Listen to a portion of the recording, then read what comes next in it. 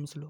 Ohms क्या है, एक साइंटिस्ट है, उन्हीं के नाम से लिखा गया है ओम्स लॉ, ओम्स का नियम। तो इस नियम से क्या क्या होता है कि कोई कंडक्टर लिया उन्होंने, कंडक्टर लेने के बाद यानी कि कोई चालक था, उस चालक पे क्या करा, कोई वोल्टेज अप्लाई करा। तो जो वोल्टेज अप्लाई करा है, विभवांतर जो दिया है प्लस माइनस, तो वो क्या कर रहा है कि उसमें जो करंट फ्लो हो रही है, उसमें जो करंट इस कंडक्टर में जो करंट फ्लो हो रही है वो इस वोल्टेज के क्या हुई, समानुपाती हुई। उनके अनुसार क्या हुआ था, वोल्टेज में जो करंट, जो इस कंडक्टर में जो करंट फ्लो हो रही है वो वोल्टेज के क्या हो रही थी, समानुपाती हो रही थी। तो देखते हैं क्या है, ओम्स के नियम अनुसार किसी चालक की भौतिक अवस्था, यानी कि कोई आपका जो कंडक्टर है उसकी क्या होनी चाहिए, चालक की अवस्था, जैसे ताप, दाब, ये क्या होनी चाहिए आपकी, कांस्टेंट होनी चाहिए, इनमें कोई चेंज नहीं होना चाहिए। तब आदि में कोई परिवर्तन ना हो तो चालक, इसमें चालक में प्रभावित होने वाली धारा, फ्लो होने वाली धारा उस चालक के इस पॉइंट पे, यानी कि ये पॉइंट ए और ये पॉइंट बी, ए और बी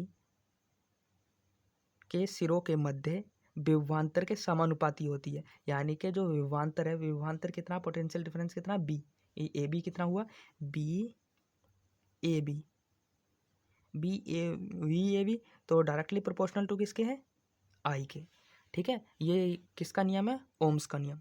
तो अब आपको पता होगा कि अगर आप प्रोपोर्शनल का साइन हटाते हो, समानुपाती का साइन हटाते हो, तो कुछ ना कुछ कांस्टेंट आता है। तो बी क्या हो जाता है, या फिर इसे, ये आई डायरेक्टली प्रोपोर्शनल टू किसके है, बी ए बी के। तो अगर बी ये प्रोपोर्शनल हटाओगे तो क्या आएगा आपका, बी ए बी। तो एक इन्हीं के साइंटिस्ट पर क्या हो गया, इन्होंने आर का कांस्टेंट रखा, क्या रखा, आर। क्या हुआ, ये क्या कहलाता है आपका, कांस्टेंट, कांस्टेंट।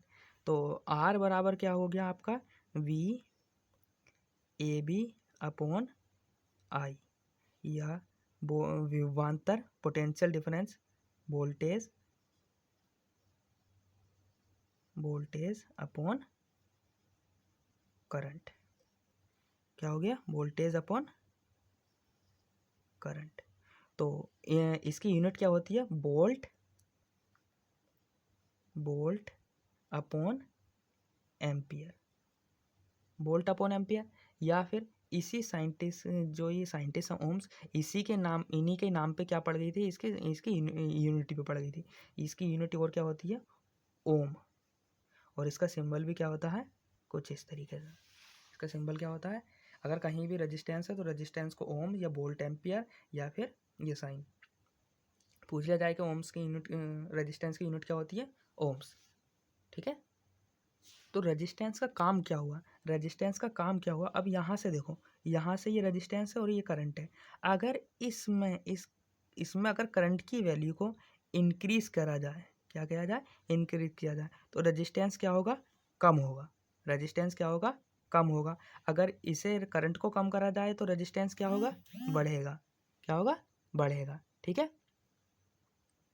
तो रेजिस्टेंस क्या होगा कि इस जो रेजिस्टेंस है वो क्या कर रहा है कि करंट के फ्लो का अपोज कर रहा है। वो आगे हम लेक्चर में देखेंगे रेजिस्टेंस होता क्या है, वो क्या क्या क्यों यूज़ होता है।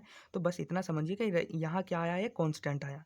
रेजिस्टेंस कुछ नहीं है, क्या है, एक कांस्टेंट है। क्या है, किसका, वोल्टेज का और करंट का। किसका, वोल्टेज और करंट का क्या है, रेशियो निकाल दिया, तो वो क्या हो गया, एक आपका रेजिस्टेंस। तो ये रेजिस्टेंस क्या कर रहा है, करंट के फ्लो का क्या कर रहा है, अपोज कर रहा है। तो ये अगले लेक्चर में देखेंगे हम कि रेजिस्टेंस क्या होता है। तो ओम्स का नियम समझ में आया। अब इसकी कुछ ना कुछ क्या होती है, लिमिटेशन होती हैं। ठीक है, तो वो आप देखते हैं, ये साफ करते हैं क्या होती हैं।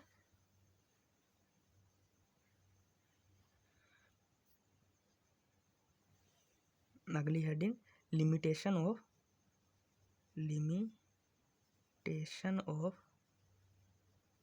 Ohm's law. ठीक है, तो पहली जो ओम्स लॉ क्या कहता है कि आप ए पढ़ रहे होगे तो उसमें क्या होता है, डायोड भी यूज़ कर रहे हैं। तो जो आपका ओम्स लॉ है वो किस पे लागू होता है, बाई डायरेक्शनल। किस पे, वाई डायरेक्शनल पर। तो इसका लिमिटेशन क्या होती है, यह यूनिलेटरल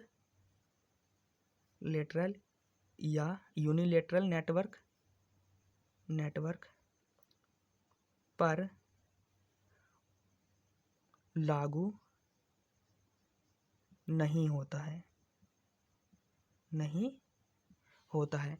अब इसका मतलब क्या है, देखिए ध्यान से सुनिए कि यूनिलेटरल क्या होते हैं, जो एक ही साइड आपके करंट फ्लो कराएं, जैसे डायोड।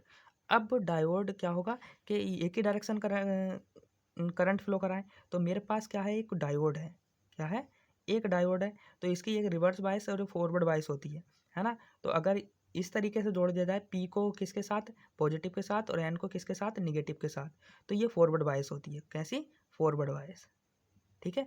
तो इसमें क्या होगा कि इसमें तो ये किसकी तरह व्यवहार करेगा, शॉर्ट सर्किट की तरह, किसकी तरह, शॉर्ट सर्किट की तरह, ठीक है। अब रिवर्स बायस में कनेक्ट कर दिया जाए,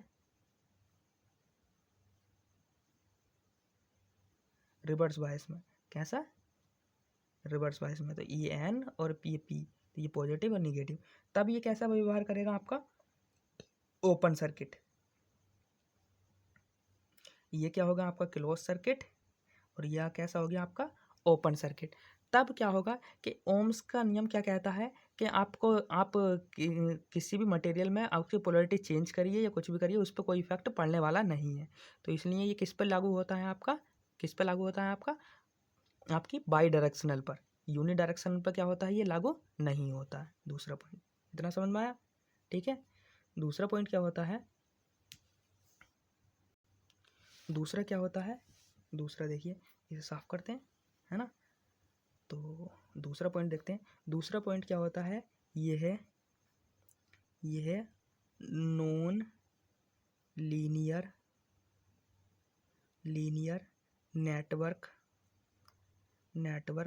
पर लागू नहीं होता है, ठीक है। अब नॉन लीनियर कौन से होते हैं और लीनियर कौन से होते हैं, आपके होते हैं ये क्या होते हैं, लीनियर, कैसे होते हैं, एक रेखा में, और नॉन लीनियर कैसे होते हैं कि ये कुछ ना कुछ चेंज होते हैं।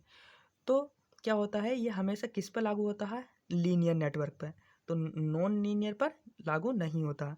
तो इसका मतलब क्या है कि आपने कोई बल्ब लिया, क्या लिया, बल्ब लिया, तो उसका जो रेजिस्टेंस निकालोगे क्या होगा कि बल्ब, ठीक है।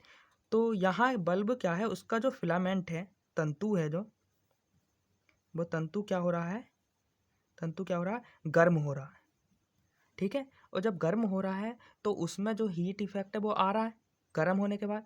तो पहले ही ओम्स लॉ क्या कह रहे हैं, उसके ताप में कोई चेंज ना होना चाहिए। अगर चेंज होगा तो उसकी उसकी ग्राफ कुछ इस तरीके से मिलेगा, कुछ ग्राफ कुछ इस तरीके से मिलेगा। तो इस पे क्या होगा कि ओम्स जो आपका रेजिस्टेंस की वैल्यू है वो हमेशा हर बार क्या हो जाएगी, चेंज हो जाएगी, क्या हो जाएगी, चेंज। और नियम क्या कह रहा था कि रेजिस्टेंस हमेशा क्या रहता है, बी अपॉन आई, यानी कि ये कैसी टर्म है आपकी, कांस्टेंट। तो ये कैसा रहता है, कांस्टेंट, ठीक है। तो उसके बाद हम अगले लेक्चर में देखने वाले हैं रेजिस्टेंस, रेजिस्टेंस क्या होता है।